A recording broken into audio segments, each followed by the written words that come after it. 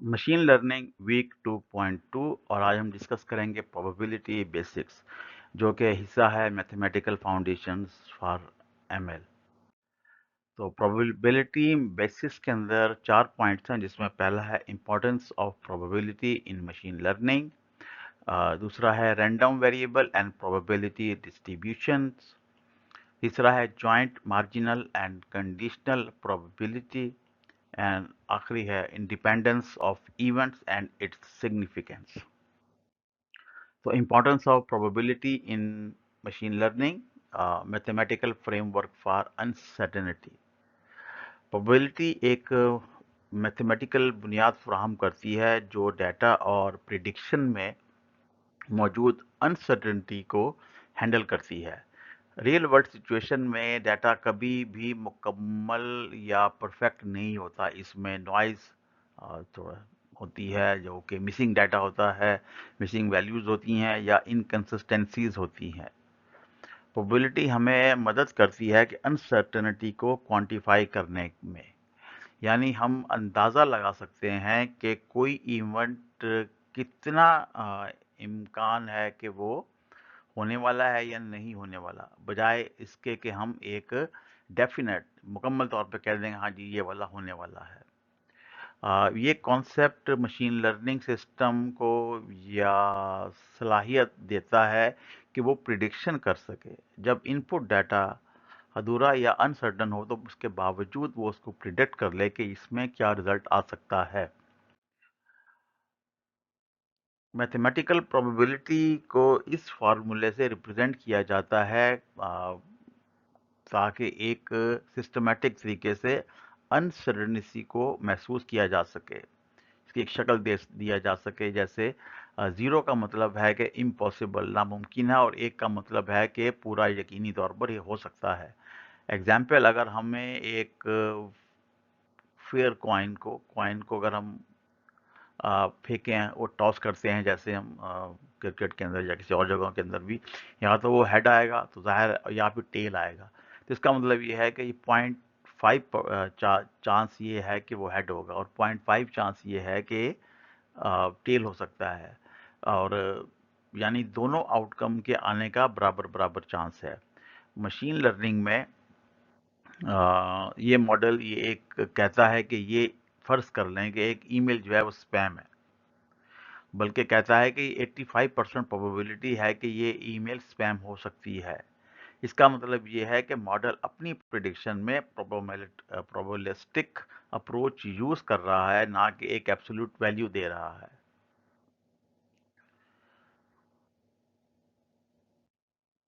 Handling noise, incomplete और ambiguous data.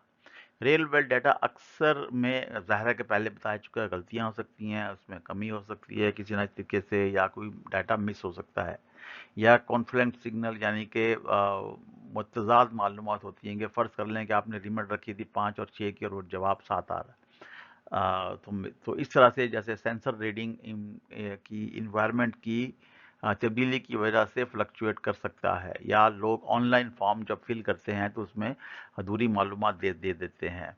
ऐसी हालत में प्रोबेबिलिटी एक ऐसा मैकेनिज़्म फ्राहम करता है जो कि रीज़नेबल अंदाजे को एक एक पिक्चर दे देता है कि जिसकी बुनियाद पर हम उसको वो अपने पास उसको मार्क कर लेते हैं।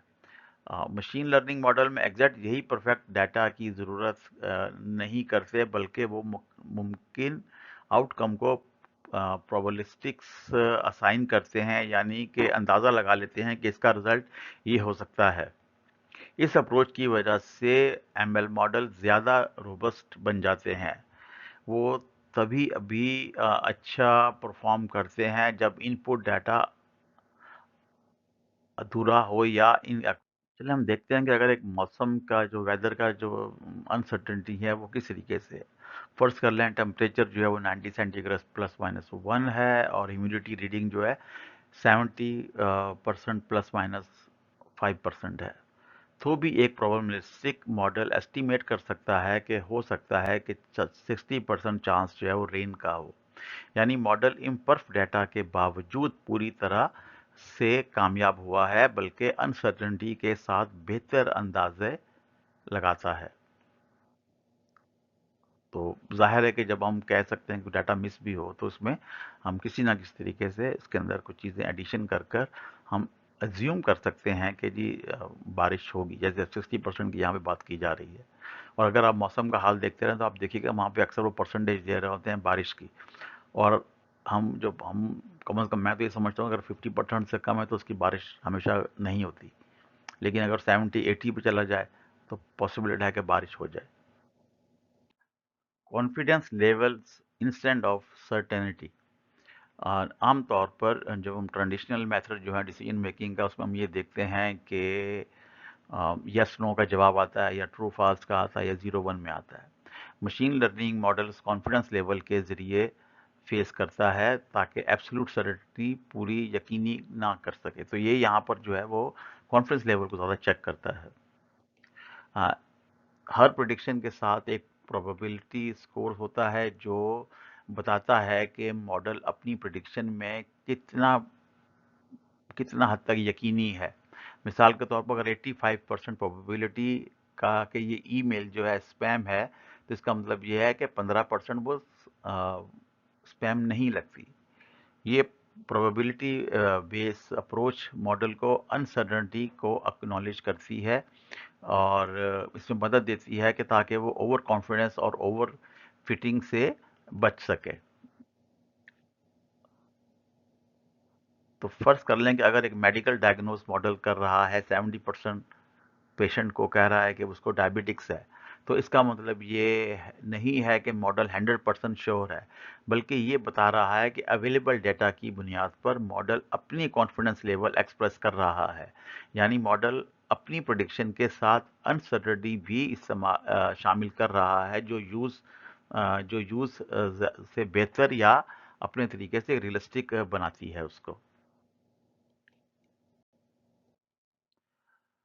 Better generalization from limited to noisy data. अक्सर मशीन एमएल के मॉडल्स को लिमिटेड या नॉइजी डाटा जिसमें एरर या कमी होती है पर ट्रेन किया जाता है। प्रोबेबिलिटी मॉडल्स की मदद करता है कि एजुकेटेड एक मुकम्मल तौर पर एक गेस किया जा सके, ताकि बल्कि रिजिड तौर पे उसका डेफिनेट जो है वो रिजल्ट ना बताया जाए बल्कि एक प्रिडिक्ट के तौर पर किया जाए। ये अप्रोच मॉडल को ये समझाती है कि अनसीन पैटर्न जो हैं वो किस तरीके से इस्तेमाल किए जा सकते हैं या बेटर जनरलाइजेशन कैसे करता है।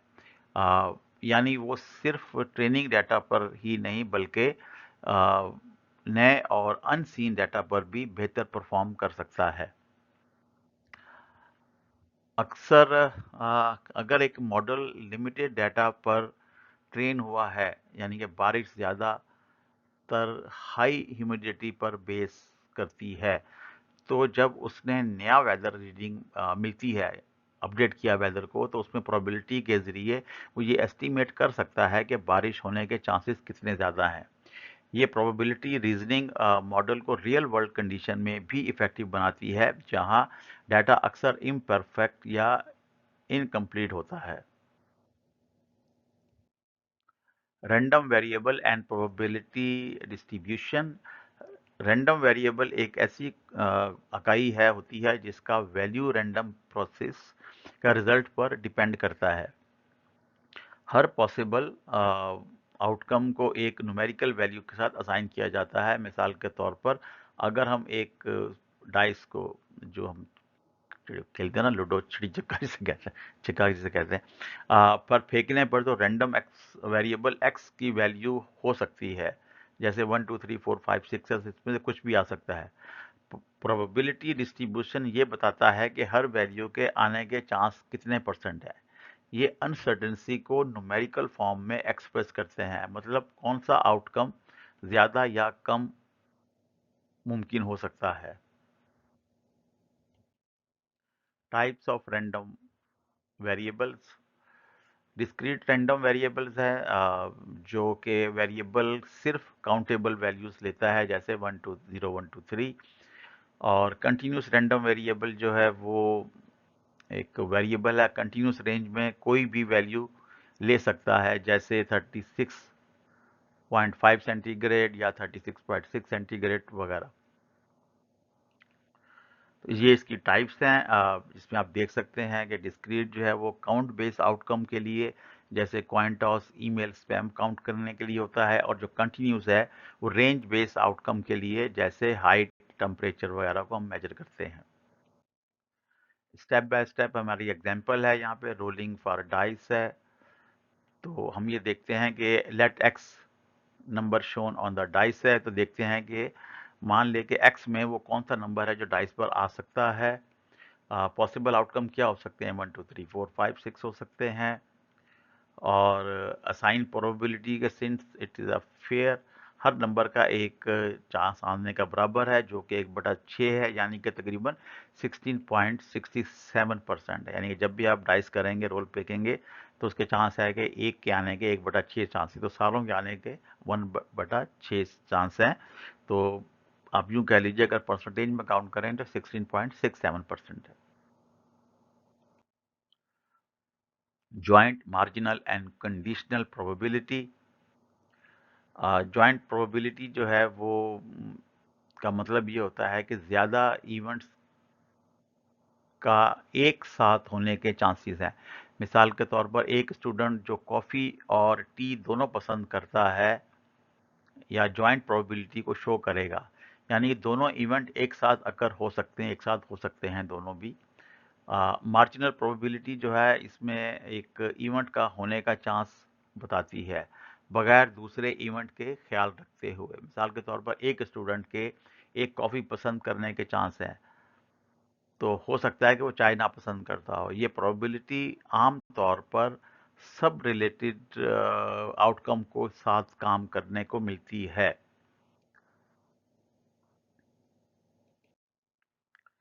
कंडीशनल प्रोबेबिलिटी जो है वो एक इवेंट का होने का चांस बताती है जब दूसरा इवेंट पहले ही हो चुका हो, यानी एक कंडीशन के अंदर दूसरा इवेंट का होने की प्रोबेबिलिटी कितनी है।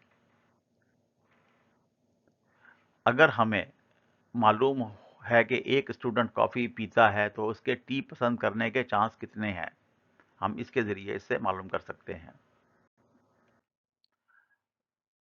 दो इवेंट तब हम कहते हैं जब एक इवेंट के होने के बाद दूसरा इवेंट के होने को चांस हो, तो चेंज फ़र्क नहीं पड़ेगा उसके रिजल्ट्स के ऊपर। सीधा मतलब, अगर एक इवेंट हो गया है तो दूसरा के होने या ना होने पर कोई असर नहीं होगा। मिसाल के तौर पर अगर हम एक सिक्का उछालते हैं, तो 2 दफ़ा उछालते हैं, तो पहले फिलिप्स का या पहले उछालने पर कोई रिजल्ट फ़र्क नहीं पड़ेगा, चाहे वो हेड आए या टेल आए। इसी तरह से दूसरा फ्लिप करने पर भी कुछ नहीं फ़र्क पड़ेगा। तो 2 डाइस घुमाने पर एक डाइस का नंबर दूसरे डाइस के नंबर को इफ़ेक्ट नहीं करता। हालांकि असल ज़िंदगी में ऐसा नहीं होता, लेकिन फिर भी ये assumption मॉडल को सिंपल और एफिशिएंट बनाती है, जैसा स्पैम डिटेक्शन में करती है या सेंटीमेंट एनालिसिस में करती है।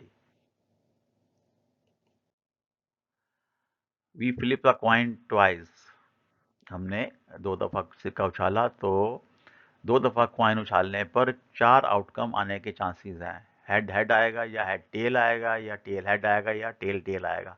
हर एक के चांस 1/4% है। अच्छा, लेट फ्लिप्स कर लेते हैं कि जी हम ए को हमने डिफाइन करते हैं, पहले फ्लिप हेड आया, इसके चांस 1/2% थे। तो बी को डिफाइन करते हैं, तो दूसरा टेल आया, तो इसके भी चांसेस 1/2% थे। फाइंड द ज्वाइंट प्रोबेबिलिटी, एक और बी दोनों एक साथ होने के चांसेस 1/4 है, क्योंकि सिर्फ एक आउटकम हेड या टेल इस कंडीशन को सेटिस्फाई करते हैं कि पहला कौन सा आएगा, पहले हेड आएगा, टेल आएगा, तो उसके चांसेस जो हैं वो 1/4 हैं। We flip coin twice continue चल रहे हैं। चेक इंडिपेंडेंस कंडीशन जो है इसकी, इंडिपेंडेंस चेक करने के लिए हम फार्मूला लगाते हैं, और वैल्यू रखने पर दोनों इक्वल मिलते हैं। इसका मतलब यह है कि ए और बी इंडिपेंडेंट हैं, यानी पहले फ्लिप का रिजल्ट दूसरे फ्लिप को बिल्कुल अफेक्ट नहीं करते। स्टेप 5 में अगर आप देखें हम, तो हेड पहले और टेल दूसरा फ्लिप पर आने के चांसेस बिल्कुल उसके बराबर हैं जो अलग अलग चांस मल्टीप्लाई करने से मिलता है, यानी दोनों इवेंट्स एक दूसरे पर डिपेंड नहीं करते। सिग्निफिकेंस इन मशीन लर्निंग। इंडिपेंडेंस का अजम्पशन मशीन लर्निंग को मुश्किल प्रॉब्लम को आसान बनाता है। इसके कंप्यूटेशन के टाइम पर कॉस्ट दोनों कम होते हैं क्योंकि हर रिलेशन अलग से कैलकुलेट नहीं करने पड़ते। मॉडल जैसे नाइव बायस, hidden Markov model, graphical models के प्रिंसिपल के तौर पर काम करते हैं। अगर फीचर थोड़ा डिपेंडेंट भी हों, फिर भी इंडिपेंडेंस एजम्पशन एक अप्रोक्सीमेशन के तौर पर अच्छे रिजल्ट देती है, खास तौर पर रियल वर्ल्ड रैंडम डाटा के लिए।